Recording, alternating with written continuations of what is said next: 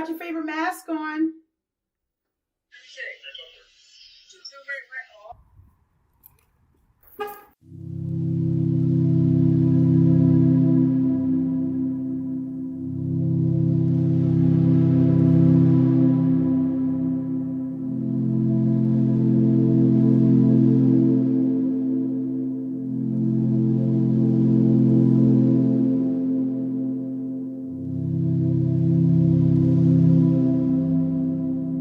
There's such an easy answer for this epidemic.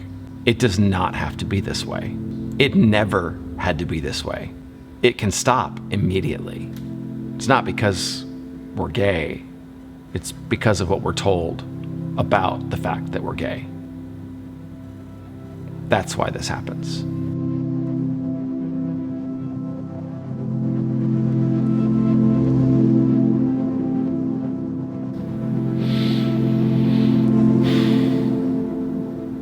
I mean, the first thing that comes to mind is how many of them were LGBTQ.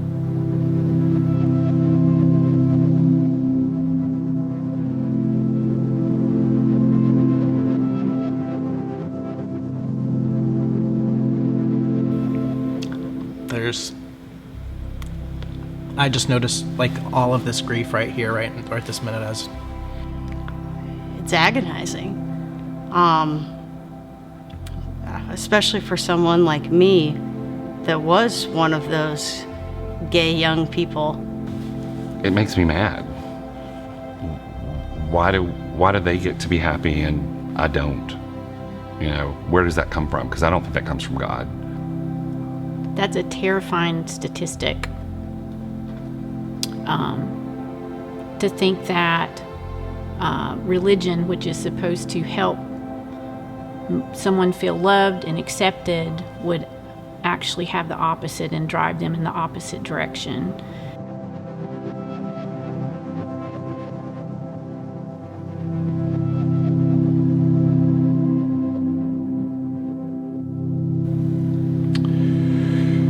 Well, I was one of them, so I can attest to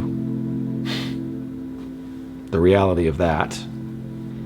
That's exactly what happened in terms of suicidal talk, ideation, to the point that, I've called hotlines. And so that was exactly, and it happened, that started happening after he came out, almost immediately, because the church family that he was raised in church and at home, he had heard messages that were made him think he was an abomination. And it pisses me off so much, like the faith tradition that I was raised in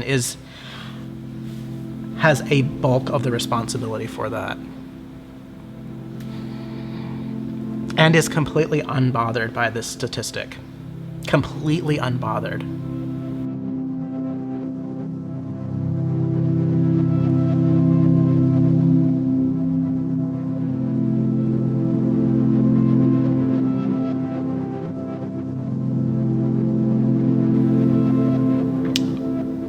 I was in that boat.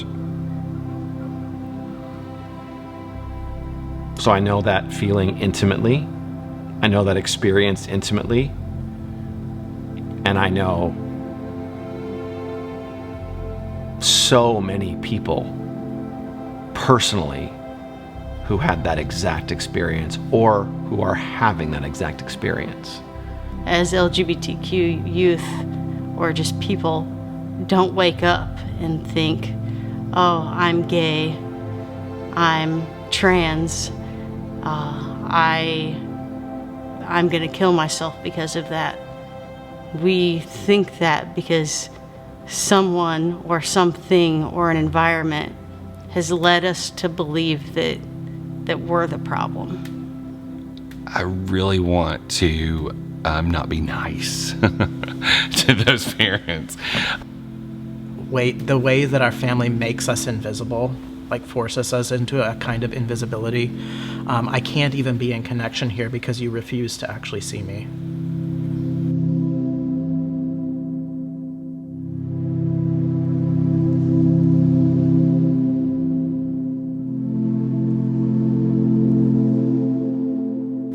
That's amazing. I know in my life, one of two accepting has definitely made a difference.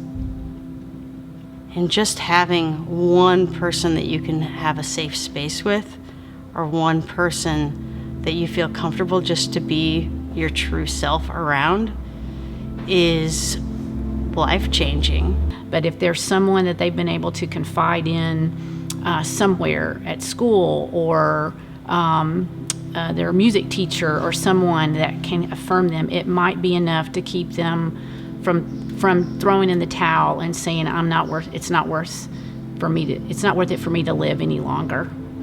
Were I to have had even one voice come alongside me, one person put their arm around me and offer a different message, I can almost guarantee I would never have seen the side of a bridge the night that I did. It's that black and white.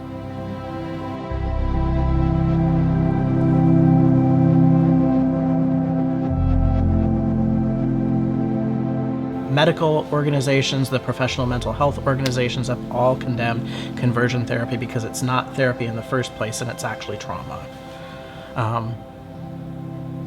So it's unsurprising that when people go through trauma that their risk for suicide goes up. This is what conversion attempts are. Conversion therapy is not a place of love.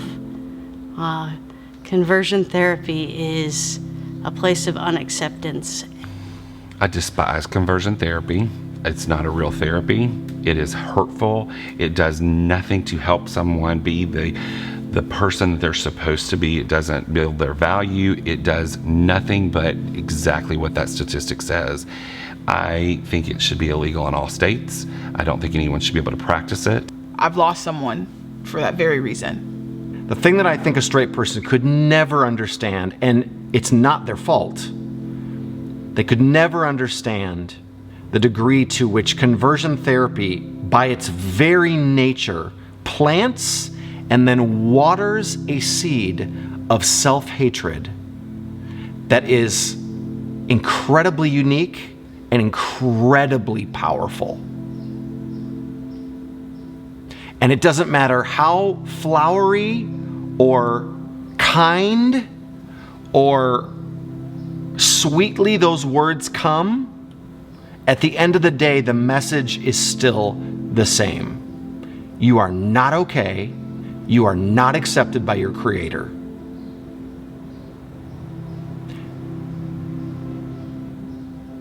And you deserve to be despised by your own self.